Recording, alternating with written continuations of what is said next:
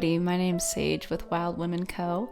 And today I wanted to talk about crazy experiences from women in the outdoors, the backcountry, hiking, camping, whatever I can find, see what kind of situations people have gotten themselves into and what we can learn from it to better prepare for our next adventure. I wanted to point out, if you're looking for great outdoor apparel, clothes, bags, hats, just like this, shirts, skirts, really cute stuff that is made really well with eco-sustainability in mind, I want to point you to FisheWear.com to get 15% off your next purchase. Use code SAGE or check the link in the description below. I also want to encourage you that if you have a crazy story you'd like to share, drop it in the comments below.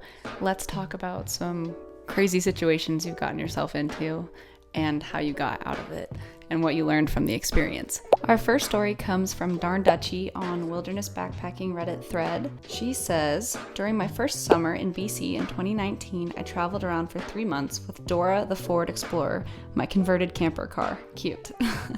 It was late September. Things had significantly slowed down in terms of tourism and travelers, and I often found myself the only person on the trails, in the backcountry and in the campgrounds, especially midweek. I had just camped a couple days in a remote corner of Wells Gray Provincial Park and decided to drive towards 100 Mile House and from there slowly make my way back south to head to Vancouver Island. As I was tired and the sunset was an hour away, I decided to turn off onto one of the dirt roads, drive another 30 minutes, and just park the car by one of the lakes I saw on my map.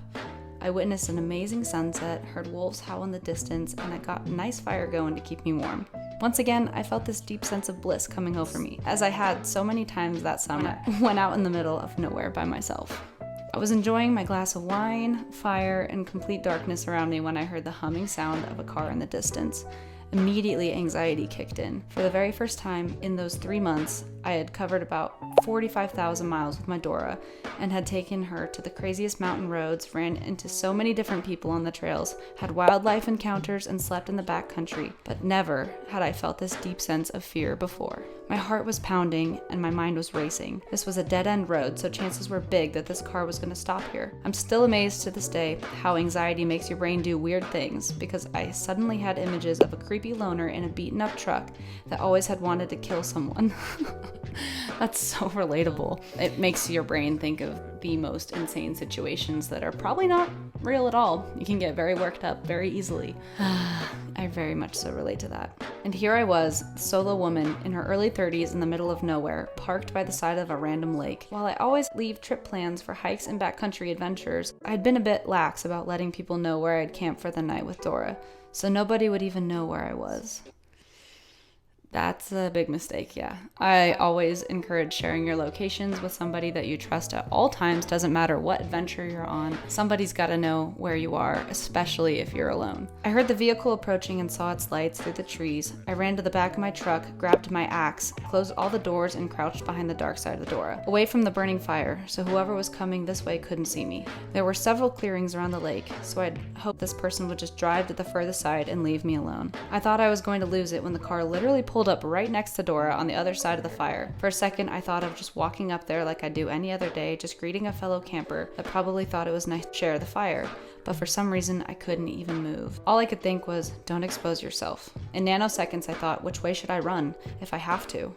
And then, shit, it's so dark, I don't even think I can run through the trees without breaking my ankle or running into one. So she sounds very ill-prepared for any bad situation, and thinking that you're never going to encounter something when you're out there by yourself is a big mistake. You should always prepare for the worst case scenario. Always think that somebody might be out there to hurt you. People have bad intentions. Don't live your life in fear, but be prepared to encounter something dangerous. Always be prepared. I heard the other car's door open and somebody stepping out of the car.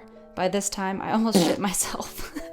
I did want to make my presence known because I did not want this person to walk around my car and find me there, crouching on the floor with my axe. So I decided to open the driver's door, and then I slammed my door shut again really hard, thinking it would sound very masculine and strong. I immediately heard the car door closing shut again, the engine start, and saw the car taking off heading to the farthest end of the lake. I quickly put out my fire and jumped into the back of my car. Never have I been happier to have a camper set up in my car than that night, for I would not have been able to sleep in my tent. I do not have a van. I have a pop-up tent on my car, a CVT. Relocating or in a pinch getting out of there would definitely not be ideal situation. Being in a car in general just feels safer, and if you have a van or a camper vehicle, that definitely gives you an advantage with safety. I slept extremely bad that night. I kept waking up to sounds and checking whether I locked my door. At one point, I remember hearing my door open and panic rushing through my body. How did he get in? All I saw were 2 dirty hands holding my pillow and pushing it into my face. I woke up, drenched in sweat, breathing heavily. To this very day, it's one of the scariest and most realistic nightmares I've ever had. Question number 1, why did you not relocate? Why didn't you move? After I feel unsafe in a spot, I would be immediately out of there. It doesn't matter what time of night it is, doesn't matter if it's super late. I would be so far gone. Yeah, relocate at that point. That morning, I rushed off as soon as the sun had risen. To this very day, I don't know who pulled up next to me that evening. I wonder if I gave that person the same scare they gave me, given the fact that they rushed off to the other side of the lake. I do know the mind can play tricks on us, especially when alone in the wilderness, yet at the same time, I do feel our gut feelings warn us for a reason sometimes. That's very true also. Anyways, it's an amusing story, and I do try to tell people now where I plan on staying overnight if I'm out there by myself again. That's good. Takeaways from that, I would definitely say always share your location with somebody. Doesn't matter where you are, always make sure your location is shared with somebody that you trust, no matter where you are. Especially if you're alone. Even if you are with somebody else, I think a external party should always know where you are. I believe personally in always protecting yourself, having the ability to protect yourself.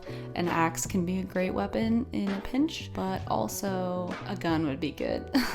If you have a dog, dogs are great for deterring strangers. Depends on the dog that you have, but having a dog would be a great idea. Get the heck out of there. Do not spend time waiting for something bad to happen. Move. Same thing with animals. If you find yourself in bear country and a bear is found in your sight, I would move. I would relocate. That's just me, but I think it might be a smart idea. What would you do in her situation? Any extra advice you'd give her? Comment below. Another great weapon option, self-defense option, is mace or bear spray. It deters more than bears, that's for sure. Keeping a little handheld pepper spray on your body at all times, even just bear spray in general. That could be a great option for self-defense. I'm not a big solo traveler myself, but if you are, make sure you have a plan for how you would deal with situations like this. Have an escape plan. Always know your exits so you're not left with your pants down, terrified in the middle of nowhere. Next story is from Erica Rocks 21. She said, "This happened about 14 years ago and it was scary at the time, but now it makes me laugh." Usually what happens with those scary stories, it's something that jump scared you, or it's your anxiety just taking you over. But looking back at it, it was actually nothing. Me and my boyfriend were camping in some woods near Ithaca in upstate New York. We set up camp and we'd eaten already and decided to go for a short hike and smoke. It's very hilly in that area, and we found a hill with a sharp drop off that we could sit on top of and enjoy the sunset while sharing a joint. Always get caught when you don't expect it. This whole time, it's been very peaceful and quiet. We're chatting until it's gotten pretty dark, but we know how to get back to camp, so we weren't worried at all. Then all of a sudden, from our left, we hear something big running straight at us very fast. We honestly didn't even have enough time to act as a sprinting deer appears out of nowhere and jumps straight over our heads and continues running downhill. We were pretty speechless, as it was hard to accept what just happened in our impaired state. So yeah, we got scared by a deer. I hope that continues to be the scariest backcountry story I ever have. That's very fair.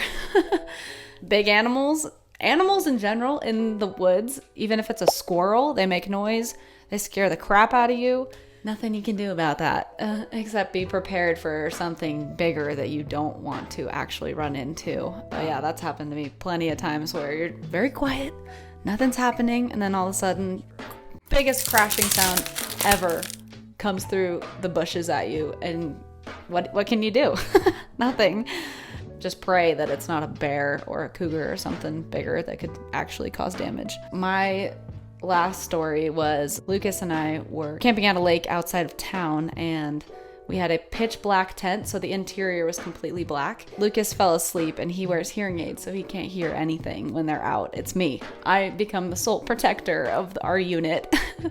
We had seen elk tracks all over outside of our tent before we had gone to bed. I didn't really think much of it. I'm like, elk are cool, that's fine. But as I fell asleep, I could hear them kind of moving around the tent. They're mewing at each other. They're making sounds, elk noises. I knew what they were because I'd seen tracks, so I wasn't too afraid. I started hearing this weird chirping sound in the mix of it, like a faraway chirp. I don't know. It creeped me out. It wasn't a sound I'd ever heard before. And in the middle of the night, the whole herd just like took off. Huge thuds. Go, crash, crash, all through the bushes.